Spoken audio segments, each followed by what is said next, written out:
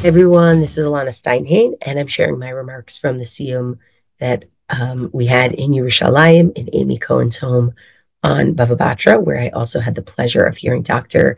Karen Kirschenbaum teach. It was so inspiring to be at an in-person Siyum. I hope people were inspired by their Siyumim wherever they were. What I want to do, and this is why there's weird architecture behind me, is I want to think a little bit bigger than my last dinanddaf share. My last dinanddaf share was about the structure of the Mishnayot in Batra, kind of a superstructure, the ideational superstructure, where I suggested that Batra is actually about different relationships and different prakim focus on different relationships. And you can see that through the Mishnayot. Here I want to focus on the superstructure of all the Bavot, specifically by looking at the bookends of each of the Bavot in Mishnah. So I want to look at the first and last Mishnah in Bava Kama, first and last Mishnah in Bava Metzia, first and last Mishnah in Bava Batra. The reason why I want to do this is because I think Bava Kama, Bava Metzia, Bava Batra are moving us in an ideational direction, giving us different ways of thinking about the possibility of possessions and people and relationships in big ways. And then I also think because Bava Kama and Bava Metzia and Bava Batra are really originally one Masechet, it's worth seeing both the bookends, beginning of Bava Kama, end of Bava Batra, and also the seams throughout. The last Mishnah in Bava Kama, how does it connect to the first Mishnah in Bava Metzia? Last Mishnah in Bava Metzia, how does it connect to the first Mishnah in Bava Batra? Just seeing how this all kinds of works together. So what are the big ideas that are being communicated in each of these Bavot, or at least being framed as the big ideas, beginning and end in each of these Bavot? And then ultimately, how does this all relate to Masechet Sanhedrin? Okay, so I'm going to share my screen and start with the fact that I was reading something that Rabbi Dr. Avi Wolfish wrote about the last Mishnah in Bava Batra and its relationship to the first Mishnah in Bava Kama that I thought was really interesting. And then I realized that I wanted to build on it and move further with it. Okay, so I just want to fix the way that you can view this source sheet. Let's go to read mode. Yep, that's what we want it to look like. Okay, so the last Mishnah in Bava Batra, Perek Yud Mishnah Chet, should sound familiar for those who just learned it.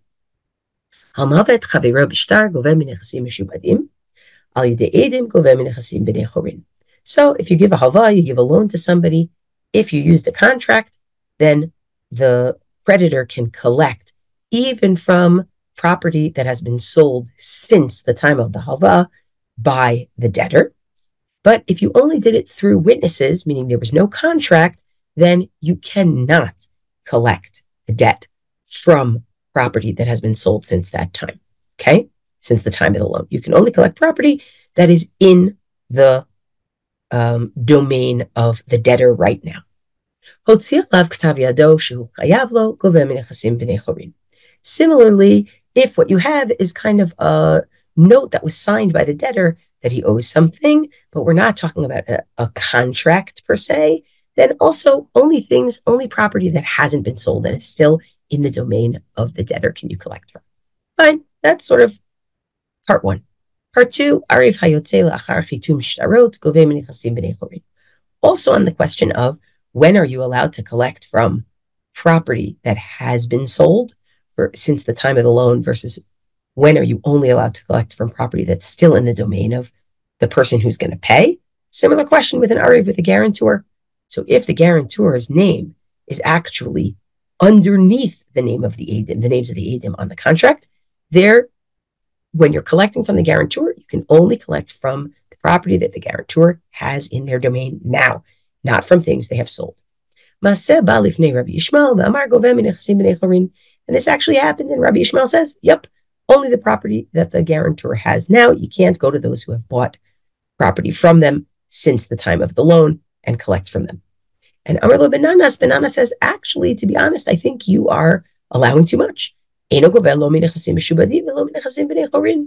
shouldn't be allowed to collect from any of the Arev's property if the Arev's name came after the Eidim on the shtar. Amarlo Lama, he says, why not? Amarlo, he says, Amarlo Hanachlo. If somebody saw two people fighting in the shuk, one person saying, I'm throttling you because I want you to give me my money that you owe me, and a third party, that person comes over and says, oh, stop throttling that person, I'll pay you. Patur, that third party doesn't have to pay.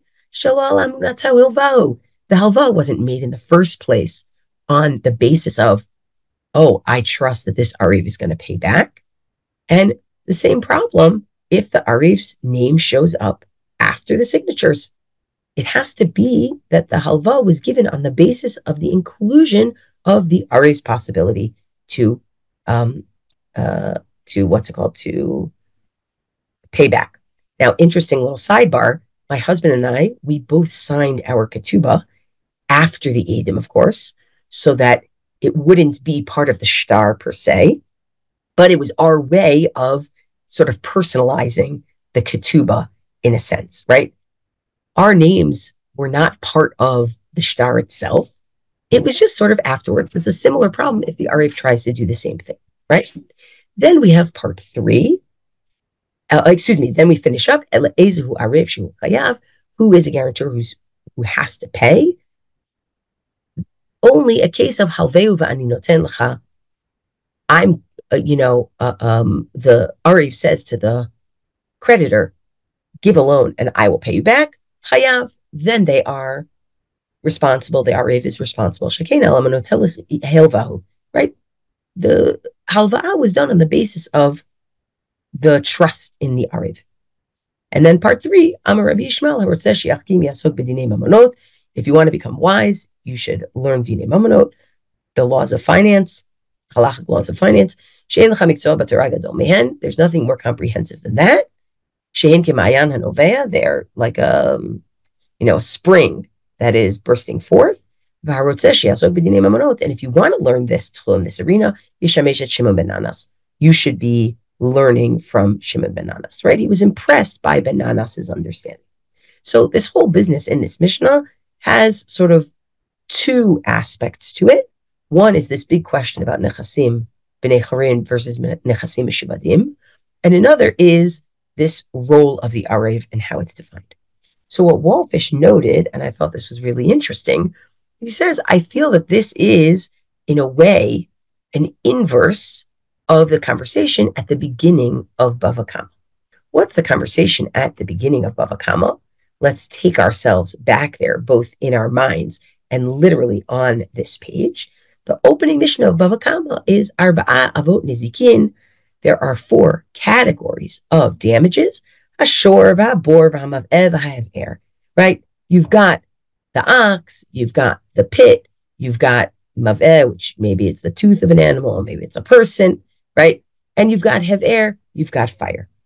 He says what's interesting is the way that Bava Kama starts is your possessions get you in trouble. Your possessions don't help you.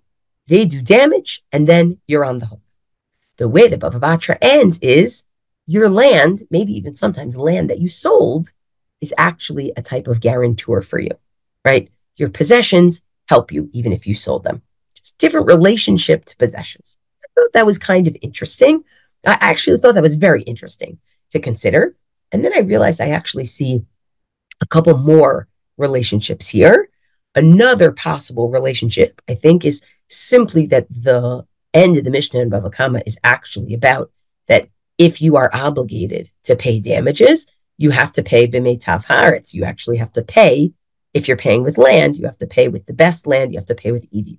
So the connection between paying with land to repay your debt, paying with land to pay damages, I think is already here, which makes perfect sense. All these things are going to be financial.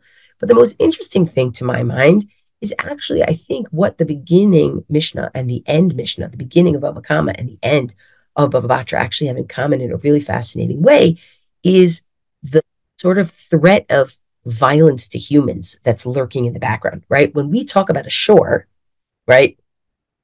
Yes, we might be talking about a shore that is breaking stuff, but what's in the background, and it's going to come up in the Mishnayot, is a shore that's goring a person, right? That's killing a person. And similarly, at the last Mishnah in Bava Batra, we seem to be talking about a financial transaction of you gave me a halva, you gave me a loan, But look at what it's coming to. It's coming to somebody throttling the other person. So that threat of violence is sort of always in the background there, meaning that threat of violence towards humans is always in the background. I find that really interesting.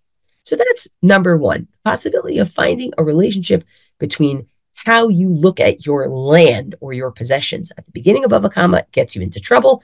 At the end of Bava Batra, it actually helps you, right? At the beginning of Bava Kama, you're using your land to pay off damages. At the end of Bava Batra, you're using your land to pay off a debt, right? At the beginning of Bava Kama, we see violence against humans lurking in the background, and it's going to come up in the Mishnayot eventually. And the end of Bava Batra, we see violence also lurking as a possibility. But now I want to look at each of the Bavot on their own, the first and last Mishnah, and take a look at what do we think each of these Bavot, at least in their framings, is giving us in terms of the questions of possession and what it means in Halakha and what we should be thinking about. So the first thing we know in Bava Kama is the big conversation as to what is the basis of the Isur Lahazik, right? What is the basis of the prohibition to do damage to another person's property? Because it doesn't seem like it's being connected to an Isser in the Torah. People say it's lo tigzol, right? That you shouldn't steal. So what's fascinating about this is Bava Kama starts with a very clear understanding of what belongs to me and what belongs to you. What's mine is mine and what's yours is yours. If yours damages mine, you have to pay. It's very, very clear.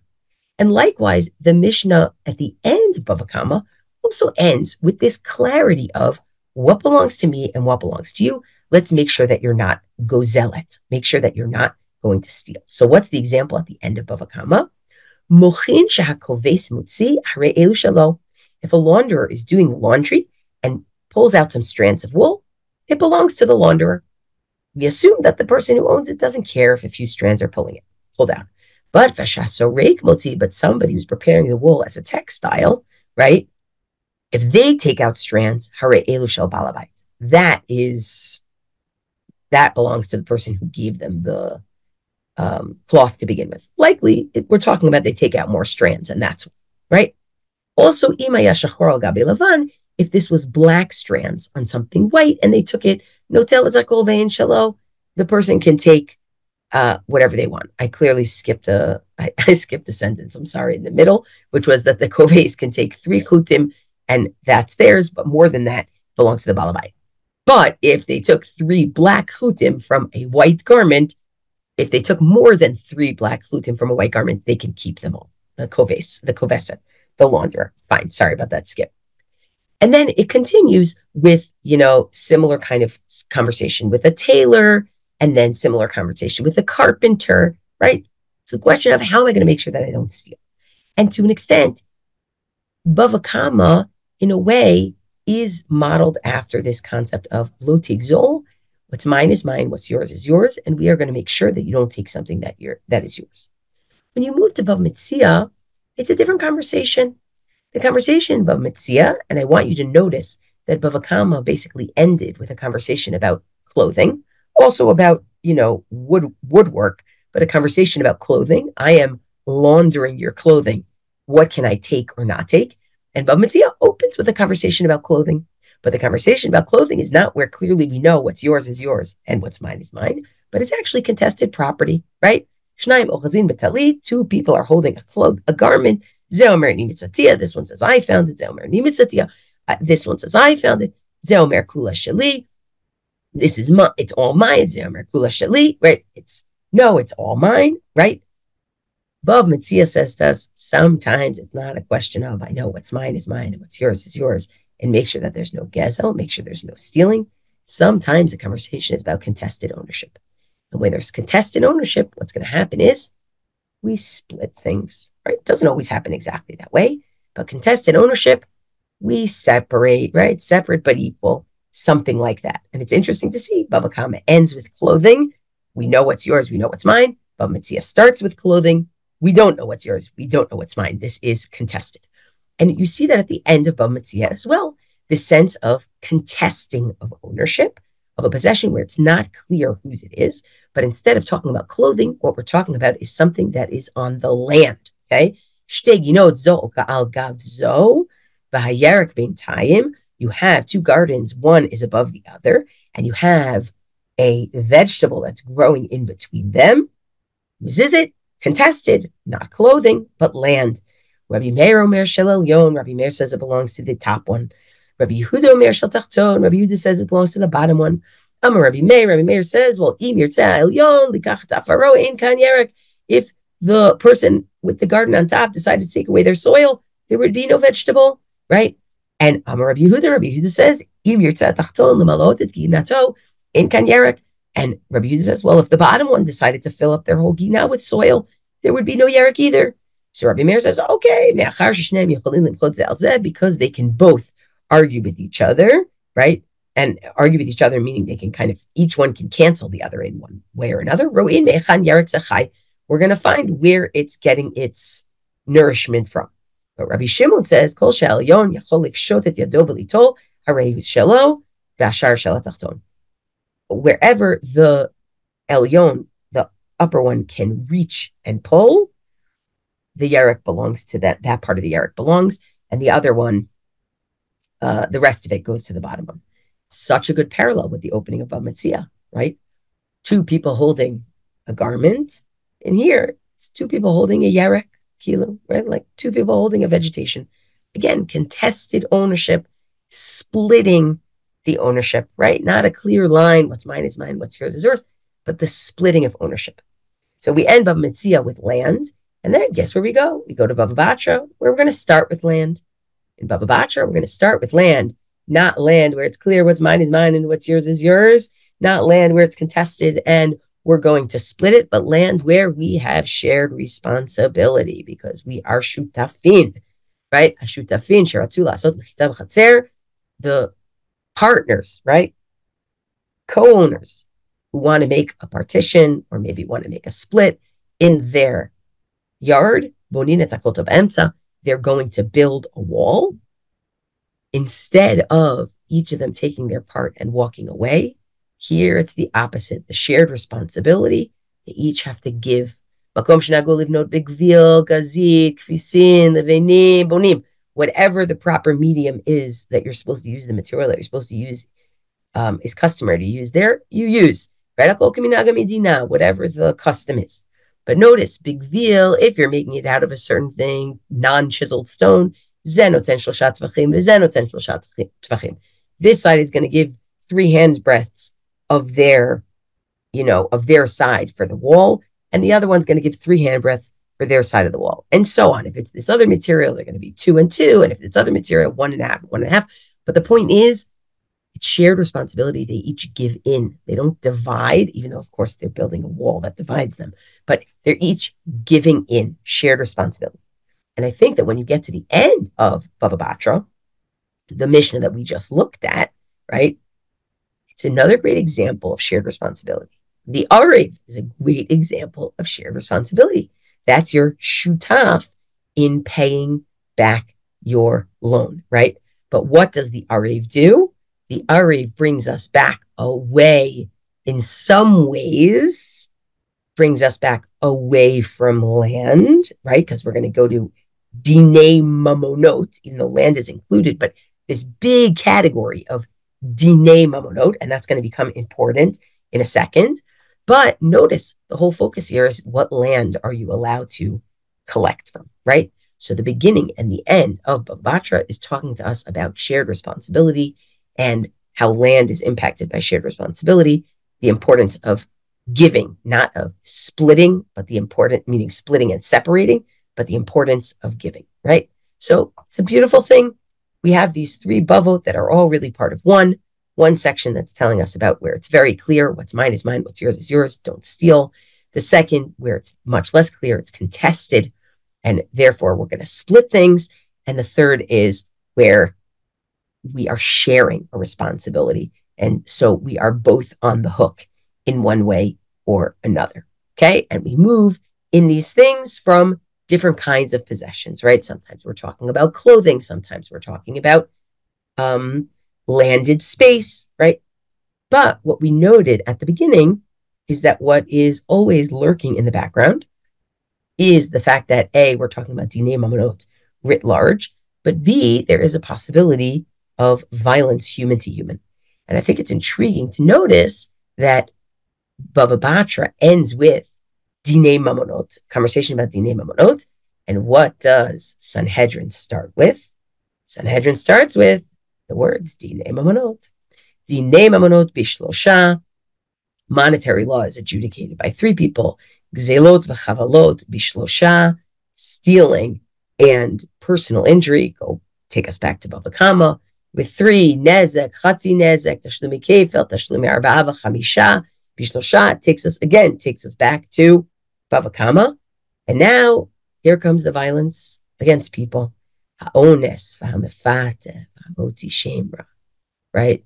Somebody who rapes a woman, somebody who seduces a woman, somebody who lies about a woman's virginity and falsely accuses her.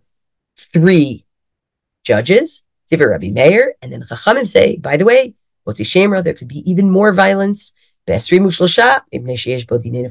possibility that if it turns out she really did commit adultery and it wasn't really Motzi Shemra, there's going to be a capital case here, right? So the beginning of Sanhedrin already says to us, we're not in Kansas anymore, right? Dinei Mamonot, that's one thing. We are on our way to some more intense things where maybe some of the Dinei Mamonot start to cross over to violence against people. But B, we may be starting to talk about Dinei Nefashot, right? We may be starting to talk about more severe infractions and more severe capital punishment, okay? And then the Mishnah and Sanhedrin at the end, of course, it goes back to the issue of a woman committing adultery, right? Which this Motzi Shemra piece had potentially within it. Mishnah Sanhedrin Yuda Aleph Vav Hamid Nabeh B'Shem Avodah Zarah VeOmer Kach Amra Avodah Zarah Afilu Kiven Et Halakha L'Tameh Et Tameh L'Teher Tahor. If somebody gives nevuah in the name of an Avodah Zarah, even if they say the proper halakha, it's still problematic. They're still going to get chenek. They're still going to get strangulation.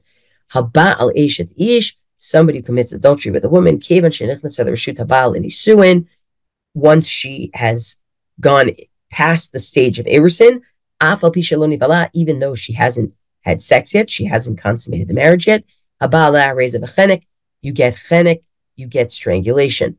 Zomame Bat Kohen Bo'ala, Edim Zomamin on a Bat Kohen, even though she's supposed to get Sreifa, and somebody who slept with her. Shakola Zomamin Makdimin Lo Tamita, Chutz Mizomame Bat Kohen Bo'ala, they also get chenek, even though usually you would think that they would get what they were trying to give her, which would be Sreifa.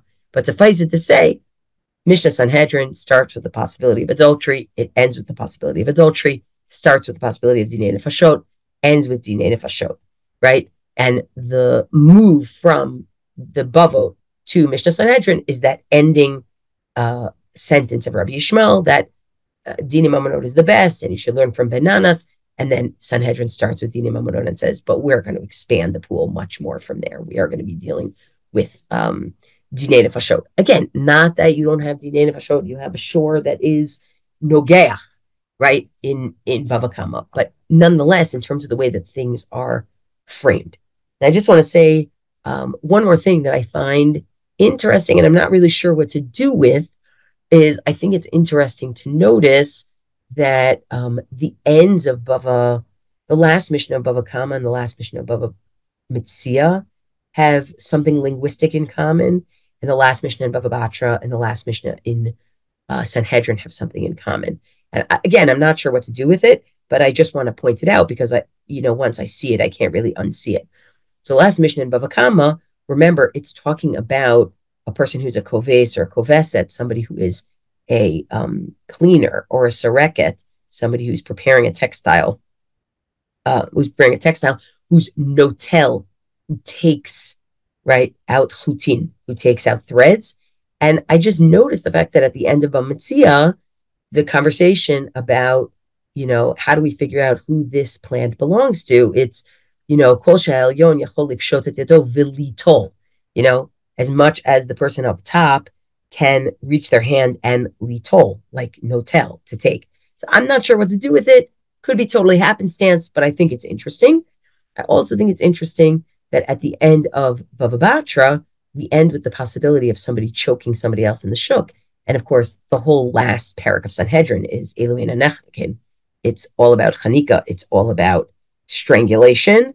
And certainly Chenek is the topic of the last Mishnah, as we just read. So I'm not sure totally what to do with that. I think there's, there's something to be said for perhaps, we don't want people choking each other in the shuk, and therefore it's better to have a justice system that, even though it may have to do a chenek sometimes, and it may have to strangle, but that's not like out of anger and lack of control, but it's actually a system. I'm not sure, but I wanted to bring it to learners' attention so that you can think about it. But suffice it to say, I think there is something magnificent here in terms of a superstructure. Again, lots of changes in between. And, Dr. Kirschenbaum yesterday pointed me to her father, Professor Dov Zlotnick's book, Pillar of Iron, about the formation of the Mishnah, because in the formation of the Mishnah, you do have things that come earlier, things that come later. So how would that impact trying to find a superstructure? And I think that's a really important and interesting question. And then you have the question of, okay, so you have these as the bookends, but how does the stuff in between work? So there's more work to do here, but at the very least, the bookends in Bava Kama tell us, lo tigzol, I know what's mine is mine, what's yours is yours. You shouldn't take it if it's not yours. And if it damages mine and it's yours that damages mine, you're going to have to pay me and make me whole. Bava Metzia gives us the superstructure of contested property, where we are splitting and each going our own way. Doesn't mean it happens that way every single time. Doesn't mean there aren't other topics within, but that's the bookends. And Bava Batra, the bookends of shared responsibility. We are shutafin, or I am your arev. I don't know how you would say for a woman, maybe an areva, I think would make sense, right? But there's shutfut, the shared responsibility. And that shared responsibility means that it's mechayev people to bring in, right? Not to separate, but it's mechayev people to bring in, right? And all that sort of in, b'chad machta, sort of all that in one package leads us eventually to Sanhedrin, both because Sanhedrin is going to be meeting out the possibilities, the jurisdiction over these kinds of issues that we were talking about in the Bava, right? Like, where is this shtar going to be mikuyam? Where are we going to be figuring out how to be mechayev somebody nezek or chatzi nezek? Who's going to be deciding yachloku? They're going to split it. It's all going to be the Beit Din. But Sanhedrin very quickly tells us that if you thought that violence against people was lurking in potential in these other places, both we're going to deal with things of clear violence against people. We're going to end up dealing with murder, and we're also going to have a Beit Din that is capable of meting out violence against people, and not just charging them money when we get to Dinei Nefashot. So I hope wish everybody a mazel tov on their Siyum. I hope this superstructure sort of gives an interesting, even 60,000 feet, however it is, and wishing you all limud poreh, a really beautiful learning of Masechet Sanhedrin.